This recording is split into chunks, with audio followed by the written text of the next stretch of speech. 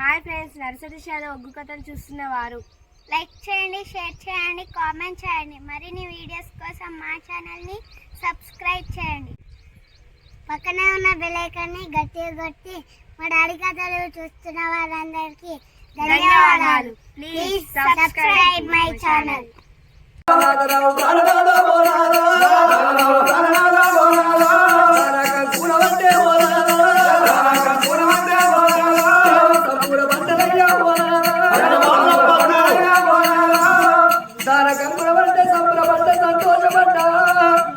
అన్నమాట తప్పద్దు, అబద్ధం ఆడద్దు, కలలోన కల తప్పద్దు, మదిలోన మాట తప్పద్దు అన్నవాడాలా. నిన్ను ప్రాణపడిగా నిన్ను ప్రాణం ఇయ్యాలి. అవును, నీ ప్రాణపడిగా నీ ప్రాణం ఇయ్యాలి. కొడుకు నడుగుతే కొడుకు ఇయ్యాలి. కొడుకు ప్రాణం అడిగితే కొడుకు ప్రాణం ఇవ్వడం. అవును, తాడులేని కట్టునాదా తాడులేని కట్టునాదా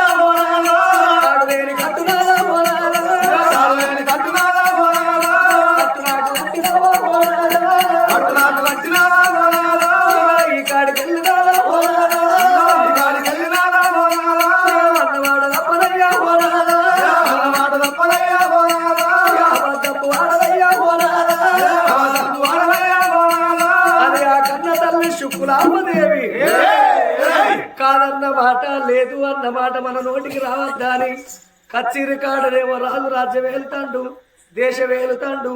ఆ యొక్క కన్న కొడుకు సలవీయ బల్లల్ల సిరియాలు చదువుకుంటున్నాడు. కన్న తల్లి శుక్లాంబదేవి ఎండవేటోళ్ళను నీడ వెలిసి కలవ కంచి పోసి కడిపి సారించుతున్నది. అందుకే అంటారు, అప్పటికైనా ఇప్పటికైనా కోట్లు సంపాదించిన కుంపలనే పాడబడతాయి గాని మనిషిని కాట్ల పెట్టినాడు కాసు గవ్వ కూడా ఎంబడిపోదు. దానము చెడని పదార్థము, ధర్మము చెడని పదార్థము. దానము ఎయ్యక ధర్మము ఎయ్యక మనం సంపాదించేది ఏముండది. తల్లి గర్భములకెళ్ళి రాగా ధనము తేడు మానవుడు వెళ్ళిపోయినాడు. ఎంటేము కొట్టవాడు ఆగో మంచి చెడు అన్న పేరు తప్ప మానవుని ఎంబడి ఏది రావోరు. అక్కడ రాజు రాజ్యం వెలుకుంటా దానం ఎత్తంటే శుక్లాంబదేవి ఇక్కడ దానాలు ఎత్తున్నది, ధర్మాలు ఎత్తున్నది. ధరతిలో వెయ్యేళ్ళు తనుగు నిలవగబోదు, ధనమెప్పటికి శాశ్వతము కాదు. ధరతిలో వెయ్యేళ్ళు తనుగు నిలవగబోదు, ధనమెప్పటికి శాశ్వతము కాదు.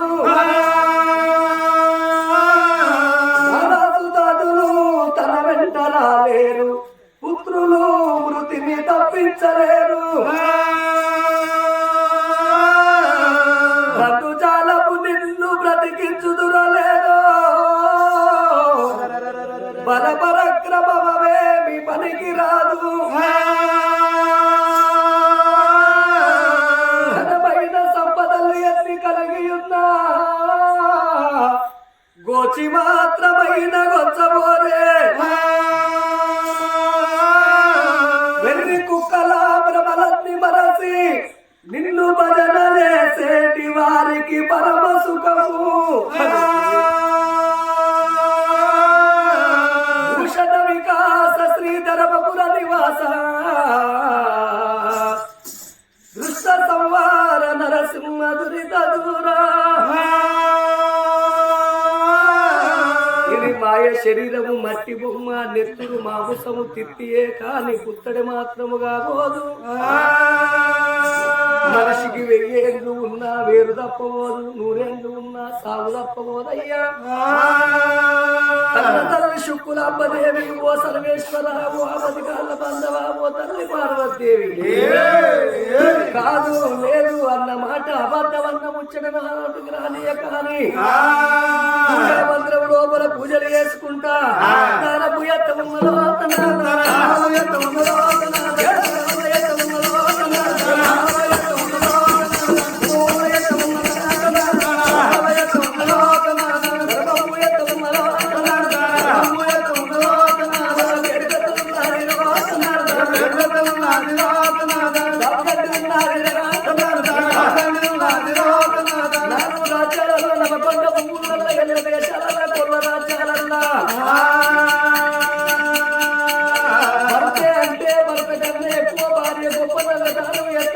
ఇద్దరే అంటే వాళ్ళ కడుపులో పుట్టిండు సిరియానుడు శోభలనే ఎత్తున్నాడట.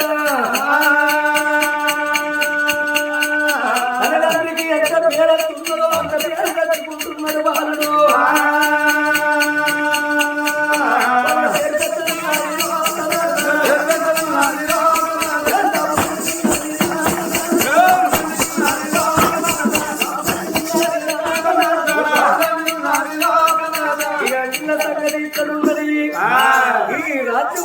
సంగతి ఇక్కడ ఉంటాం పురివర్తం లోపల దారం వేసుకుంటారో వేసుకుంటా వీళ్ళెప్పుడున్నారో వీళ్ళ సంగతి వీళ్ళ కర్మం ఇక్కడ ఉండరు గాని ఇక్కడికి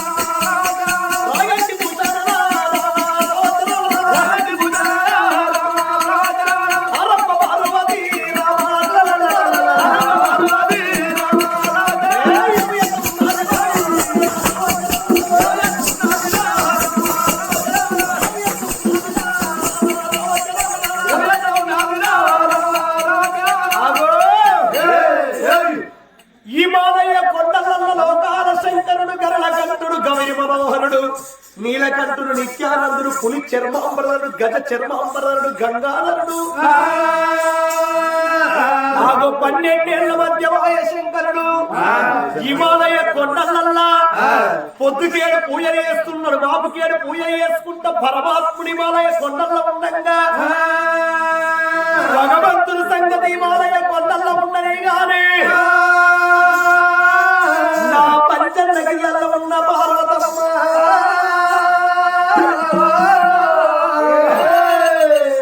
పార్వతమ్మ కథ మరి ఎట్లా ఉన్నది చూడుంది ఓ పెద్దలాలా.